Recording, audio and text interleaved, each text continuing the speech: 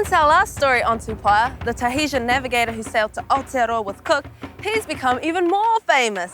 Now, the Auckland Museum has an exhibition all about him.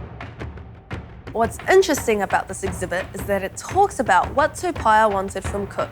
The Endeavour was the third European ship to turn up in Tahiti, and the Tahitians had sussed them out. They knew that they had guns and cannons, and just how powerful they were. Tupaia's home island had been invaded by another tribe, and he was keen to use Cook's power to get his land back.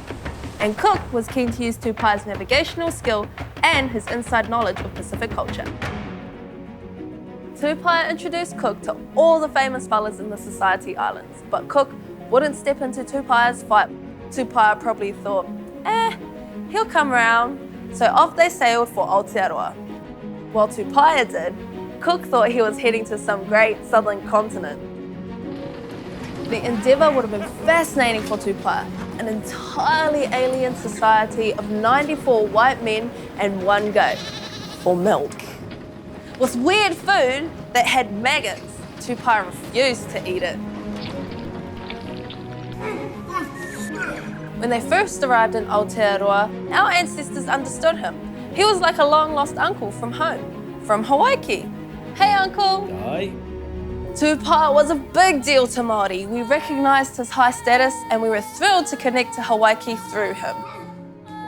We gave him heaps of taonga, treasures, to celebrate his arrival, and our chiefs welcomed him onto their lands. Runners sprinted up the coast telling other tribes, "Tupaia's here! Tupaia's here!" with weird sunburned people on an island with sails.